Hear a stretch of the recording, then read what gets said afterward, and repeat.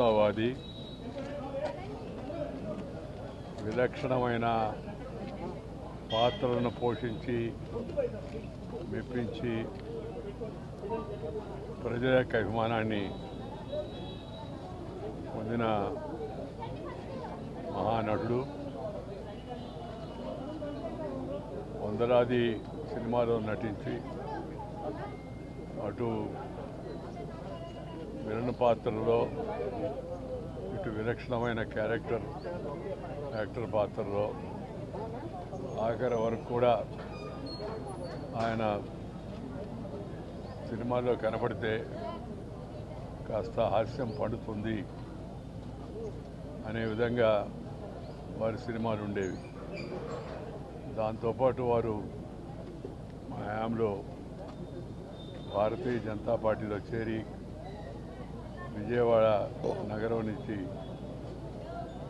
శాసనసభ్యుడిగా ఎన్నికై ఇక్కడ కూడా చురుగ్గా కార్యక్రమాల్లో పాల్గొంటుండేవాడు. ఆ మధ్యకాలంలో వారి కుమారుడు అకాల మరణంతో ఆయన బాగా కుంగిపోయాడు.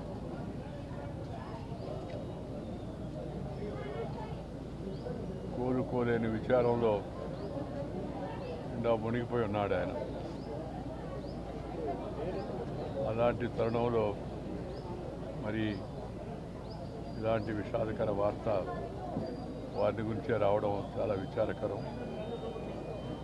కొన్ని ప్రమాణాలు, కొన్ని పద్ధతులు,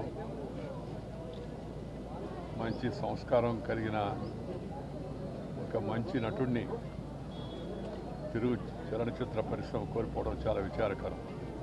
తెలుగులోనే కాకుండా తమిళ్లో, కన్నడ, మలయాళీ, అలాగే హిందీ భాషలో కూడా నటించేవారు ఆయా ప్రాంత ప్రజలందరినీ కూడా ఎంతో మెప్పించారు. అలాంటి మహానుడు ఇవాళ మన మధ్య లేకపోవడం చాలా విచారకరం. వారి ఆత్మకు భగవంతుడు శాంతి కలిగించాలని నేను కోరుకుంటున్నాను.